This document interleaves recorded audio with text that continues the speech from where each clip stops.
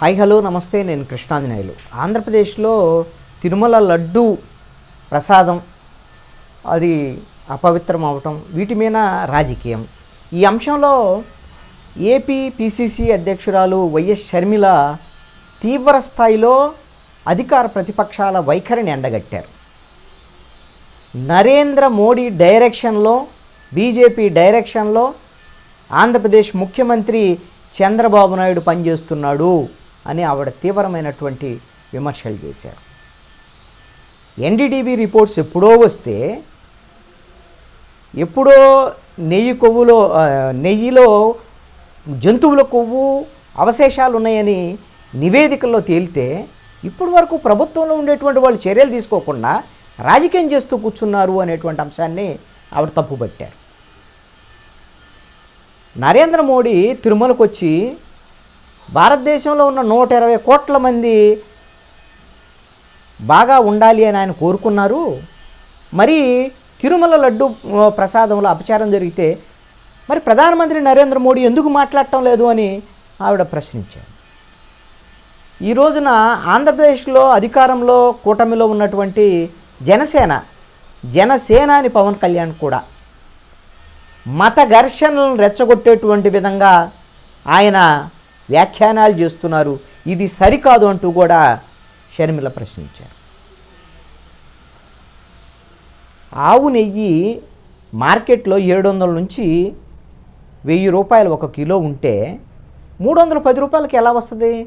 అంటే ఇది కల్తీ నెయ్యి, దీంట్లో కొవ్వు పదార్థాలు ఇవన్నీ కలుస్తున్నాయి అని తెలిసే జగన్మోహన్ రెడ్డి ఈ విధమైనటువంటి అపవిత్రమైనటువంటి చర్యకు పాల్పడ్డారు అనేటువంటి అనుమానాన్ని కూడా షర్మిల వ్యక్తపరిచారు. తప్పు చేసి నేను తిరుమలకి వెళ్ళి పూజలు చేస్తూ ఉంటాయింది జగన్మోహన్ రెడ్డి అని జగన్మోహన్ రెడ్డిని కూడా ప్రశ్నించారు. ఇంకొక వైపున పవన్ కళ్యాణ్ భజనలు చేయమంటాడు, ఇంకొక వైపున చంద్రబాబు నాయుడు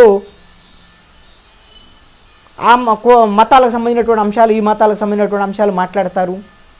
కానీ ఆయన అధికారంలో ఉండి చర్యలు తీసుకోకుండా ఇవన్నీ ఎందుకు సాకులు చెప్తున్నారు అంటే, ఆంధ్రప్రదేశ్లో మత రాజకీయాలు, మత ఘర్షణల్లో రేకెత్తించడం ద్వారాగా బీజేపీ లబ్ధి పొందాలని చూస్తుంది. అందుకు వత్తాసు పలికేటువంటి విధంగా బీజేపీ డైరెక్షన్లో చంద్రబాబు నాయుడు, పవన్ కళ్యాణ్ పనిచేస్తున్నారు అనేటువంటి విధంగా ఆవిడ మాట్లాడారు. ఈ విషయంలో సుప్రీంకోర్టు జోక్యం చేసుకోవాలి అని ఆవిడ ప్రతిపాదించారు. అందుకనే సుప్రీంకోర్టు ప్రధాన న్యాయమూర్తికి ఆవిడ ఒక లేఖ కూడా రాశారు. తిరుమల తిరుపతి వెంకటేశ్వర స్వామికి ప్రపంచవ్యాప్తంగా కోట్లాది మంది భక్తులు ఉన్నారు. వాళ్ళ మనోభావాలు మొత్తం కూడా దెబ్బతిన్నటువంటి పరిస్థితి ఉంది తిరుపతి లడ్డు అపచారం వల్ల. కాబట్టి ఈ అంశాన్ని సుప్రీంకోర్టు సుమోటోగా స్వీకరించాలి అనేటువంటిది ఆవిడ ప్రతిపాదించినటువంటి అంశం. మరి సుప్రీంకోర్టు ఆవిడ లేఖ మీద స్పందిస్తారా లేదని చూడాలి. ఆవిడ సుప్రీంకోర్టు సిట్టింగ్ జడ్జితో విచారణ జరిపించండి, మీరు స్పందించండి అని సుప్రీంకోర్టుకు ఆవిడ లేఖ రాశారు. అదేవిధంగా టీటీడీ మాజీ చైర్మన్ వైవి సుబ్బారెడ్డి, అదేవిధంగా సుబ్రహ్మణ్య స్వామి, వీళ్ళు కూడా సుప్రీంకోర్టుకు వెళ్ళారు. వీటి మీద దర్యాప్తు జరపండి, విచారణ జరపండి అనేటువంటి దాని మీద. హైకోర్టు సిట్టింగ్ జడ్జితోనే విచారణ జరపమని కొంతమంది కోరుతున్నటువంటి పరిస్థితి ఉంది. కానీ ఆంధ్రప్రదేశ్ ప్రభుత్వం సిట్ వేసి మేము విచారణ జరుపుతామని వీళ్ళు చెప్తున్నారు.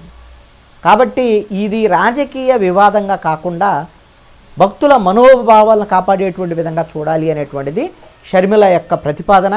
ఆవిడ గతంలో ఓన్లీ వైఎస్ఆర్ కాంగ్రెస్ పార్టీ మీదనే, జగన్మోహన్ రెడ్డి మీదనే విమర్శలు చేసేవాడు. ఇప్పుడు మాత్రం ఖచ్చితంగా ఇప్పుడు ప్రభుత్వం, కూటమి ప్రభుత్వం తప్పులను కూడా ఆవిడ అదే స్థాయిలో ఎత్తి చూపుతున్నారు. అదేవిధంగా ప్రతిపక్షంలో జరిగినటువంటి ఇప్పుడు లడ్డూ ప్రసాదానికి సంబంధించినటువంటి వివాదానికి సంబంధించినటువంటి తప్పులకు సంబంధించినటువంటి వ్యవహారాన్ని కూడా ఆవిడ అదే స్థాయిలో తప్పుపడుతున్నటువంటి పరిస్థితి మాత్రం స్పష్టంగా కనపడుతుంది.